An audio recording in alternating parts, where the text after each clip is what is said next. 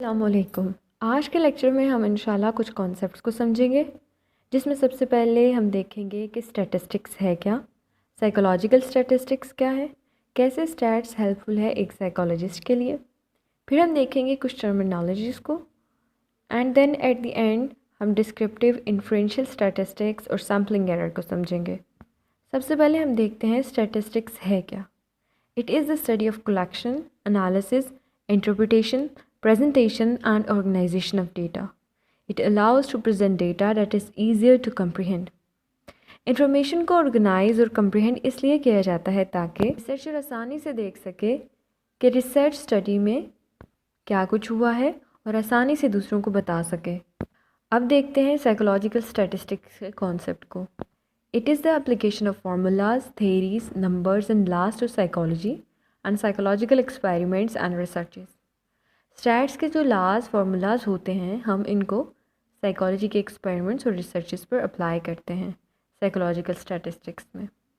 चलिए हम देखते हैं स्टैट्स साइकोलॉजिस्ट के लिए किस तरह हेल्पफुल है और किस किस तरह से हेल्प आउट करती है। सबसे पहले it is a way that allows to test a hypothesis by using the collected data. Secondly, researcher can infer things about a sample or population. Thirdly, it allows to make references based on data by using inferential statistics. अब तीन तरह से एक psychologist जो है stats को use कर रहा होता है। सबसे पहले हाइपोथेसिस को टेस्ट करने के लिए, सेकेंडली चीज़ों को इन्फर करने के लिए पॉपुलेशन और सैम्पल में से, और थर्डली रेफरेंसेस बनाने के लिए by using inferential statistics. अब चलते हैं टर्मिनोलॉजीज़ के कॉन्सेप्ट पर। सबसे पहले टर्मिनोलॉजी है पॉपुलेशन और sample. In population all individuals on which research study is conducted are included, whereas in sample on which experiment is conducted for research study are included. Population में सारे के सारे इंडिविजुअल्स आ जाते हैं, मगर सैम्पल में बेसिकली और स्पेसिफिकली सिर्फ वो इंडिविजुअल्स होते हैं जिन पर हम अपना एक्सपेरिमेंट कर रहे होते हैं, और वहाँ से मिलने वाले रिज़ल्ट को हम पॉपुलेशन पर जनरलाइज कर देते हैं। इसे एक एग्ज़ाम्पल से समझते हैं। अगर हमने देखना है कि 21st सेंचुरी में मुसलमानों के ईमान का लेवल क्या है, तो हम बीइंग अ पाकिस्तानी अपने एरिया के मुसलमानों के ईमान के लेवल को ऑब्ज़र्व करेंगे और फिर उसे जनरलाइज कर देंगे सारी मुस्लिम उम्मा पर। तो यहाँ सारी मुस्लिम उम्मा पॉपुलेशन है और हमारे एरिया के मुसलमान सैम्पल हैं। अब नेक्स्ट टर्मिनोलॉजी को देखते हैं जो कि है वेरिएबल। वेरिएबल वो चीज़ें होती हैं जो इंक्रीज़ या डिक्रीज़ हो जाती हैं अपनी वजह से, मतलब एक दूसरे की वजह से, या फिर एक्सटर्नल काजेज़ की वजह से। वेरिएबल्स की डिफरेंट टाइप्स हैं, जिसमें independent variable, dependent variable, environmental variable, participant variables आ जाते हैं। इनकी डिटेल्स इंशाल्लाह हम नेक्स्ट वीडियोज़ में देखेंगे। चौथी टर्मिनोलॉजी है data. Data is the value और स्कोर्स ऑब्टेन फ्रॉम मेजरमेंट और ऑब्जर्वेशन। जो मेजरमेंट या ऑब्जर्वेशंस के थ्रू हमें वैल्यूज़ मिल रही होती हैं, जो इन्फॉर्मेशन मिल रही होती है, उसको हम डेटा कहते हैं। डेटा अगर हम कलेक्टिवली बात करें सारे के सारे डेटा को, तो हम उसको डेटा सेट कहते हैं। Data set is the collection of all measurements. अगर जब हम सिर्फ एक डेटा की बात करें, एक इन्फॉर्मेशन की बात कर रहे हैं, तो हम उसको डेटम कहते हैं। Datum is a single measurement और ऑब्जर्वेशन। लास्ट टर्मिनोलॉजी है पैरामीटर्स एंड स्टैटिस्टिक्स की। Parameters are measurements taken from population and statistic are measurements taken from sample. जो पॉपुलेशन से हमें मेजरमेंट मिल रही होती है, स्कोर्स मिल रहे होते हैं, हम उनको पैरामीटर्स कहते हैं, और जो सैम्पल से हमें मेजरमेंट मिल रही होती है उसको हम स्टैटिस्टिक कहते हैं। अब हम देखते हैं डिस्क्रिप्टिव स्टैटिस्टिक्स को और इन्फ्रेंशियल स्टैटिस्टिक्स को। In descriptive statistics, we are using statistical procedures that summarizes, organizes and simplified the data. जब हमारे पास एक रिसर्च स्टडी से इंफॉर्मेशन आती है तो वो काफ़ी लेंथी इंफॉर्मेशन होती है, उसके अंदर बहुत ज़्यादा और इन्फॉर्मेशन, ऐसी इंफॉर्मेशन होती है जो कि बाद में हमारे लिए उस तरह से हेल्पफुल नहीं होती है। तो जो इम्पॉर्टेंट इन्फॉर्मेशन होती है या सारी की सारी रिसर्च स्टडी को जब हम लोगों ने एक जगह पे इकट्ठा करना है, कंक्लूजन निकालना है उसका, उसको सिंप्लीफाइड फॉर्म में समराइज़ करना है, ऑर्गेनाइज करना है, तो तब हम डिस्क्रिप्टिव स्टैटिस्टिक्स को यूज़ करेंगे। But inferential statistics is a technique that allow us to study samples and then make generalizations about the population from which they were selected.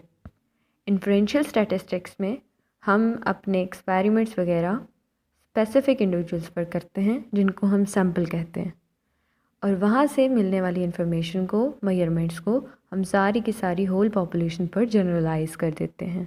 जैसे कि हमने पिछली एक एग्ज़ाम्पल में भी देखा था जिसमें हमने मुस्लिम उम्मा और ईमान के लेवल को चेक किया था। वहाँ पर हमने एक एरिया के लोगों के ईमान के लेवल को ऑब्ज़र्व किया और वहाँ से मिलने वाली मेजरमेंट ऑब्जर्वेशन को हम लोगों ने जनरलाइज कर दिया ओवर द होल मुस्लिम उम्मा। सो जब हमने डेटा को ऑर्गेनाइज़ करना है सिंप्लीफाइड फॉर्म में तो हम डिस्क्रिप्टिव स्टैटिस्टिक्स यूज़ करेंगे, मगर जब हम लोगों ने पॉपुलेशन पर जनरलाइज करनी है इंफॉर्मेशन जो कि हमने सैम्पल से ली है, तब हम इन्फरेंशियल स्टैटिस्टिक्स को यूज़ करेंगे। अब लास्ट पर हम देखते हैं कि सैम्पलिंग एरर क्या है।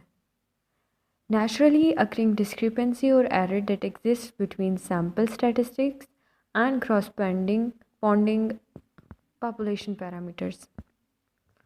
जो डिफरेंस आ रहा होता है सैम्पल्स से आने वाली मेजरमेंट में और पॉपुलेशन से आने वाली मेजरमेंट में, उसको हम सैम्पलिंग एरर कहते हैं और ये नेचुरली अकर करता है। इसको हम सैम्पलिंग एरर को एक एग्ज़ाम्पल से समझते हैं। जैसे कि अगर हम देखें कि पूरे पाकिस्तान में कितनी फ़ीमेल्स हिजाब यूज़ करती हैं, हिजाब पहनती हैं, तो अब हम पूरे पाकिस्तान की फ़ीमेल्स को जाके ऑब्ज़र्व तो नहीं करेंगे या हम देखेंगे तो नहीं ना। हम किसी एक एरिया के, फॉर एग्ज़ाम्पल हम लाहौर का देख लेते हैं कि लाहौर में जो है वो कितनी फ़ीमेल्स जो हैं, लाहौर भी पूरी सिटी का नहीं हम चेक कर सकते, हम लाहौर के भी किसी एक स्पेसिफ़िक एरिया का हम देखें कि वहाँ पर कितनी फ़ीमेल्स, टोटल कितनी फ़ीमेल्स हैं और उनमें से कितनी फ़ीमेल्स जो हैं वो हिजाब पहनती हैं। तो लेट से हम लोगों ने एक्सपेरिमेंट, ये अपनी ऑब्जर्वेशन कंडक्ट करवाई, अपना ये रिसर्च स्टडी की लाहौर में, तो हमें पता चला कि वहाँ के एक स्पेसिफ़िक एरिया में 40% फ़ीमेल्स ऐसी हैं जो कि हिजाब लेती हैं। मगर जब हम इसको किसी तरह से पूरे पाकिस्तान की फ़ीमेल्स का ऑब्ज़र्व करके हमारे पास डेटा आता है, तो हमारे पास हो सकता है कि ये आए कि 60% फ़ीमेल जो हैं वो हिजाब यूज़ करती हैं पाकिस्तान में। तो यहाँ डिफरेंस आ गया है ना। अब अगर तो हम जनरलाइज़ करें सिंपली यही 40% को over the whole population, female population of Pakistan, तो हम यही कहेंगे ना कि 40% फ़ीमेल्स हैं पाकिस्तान में जो कि हिजाब यूज़ करती हैं। बट अगर हम किसी तरह से डेटा कलेक्ट कर लें about the whole female population of Pakistan, तो हमें पता चलता है लेट्स से कि 60% फ़ीमेल्स हिजाब यूज़ करती हैं। तो यहाँ जो डिफरेंस आ रहा है 40 और 60 में 20% का डिफरेंस आ रहा है, वो सैम्पलिंग एरर है। इसीलिए सैम्पलिंग एरर को नेचुरली अकरिंग डिस्क्रिपेंसी कहा गया है। तो इस वीडियो में हमने आज के सारे कॉन्सेप्ट्स को अल्हम्दुलिल्लाह क्लियर कर लिया है। अगर आप में से किसी को भी किसी कॉन्सेप्ट में कोई डिफ़िकल्टी हो, ना समझ आई हो या क्लियर ना हुआ हो, वो कमेंट्स में पूछ सकता है। I will try my best to explain again in a more simplified form. In the end I will say कि इन कॉन्सेप्ट्स को बिल्कुल क्लियर कर लें before moving toward the next video. अब टिल द नेक्स्ट वीडियो, अस्सलाम वालेकुम रहमतुल्लाहि व बरकातुहू।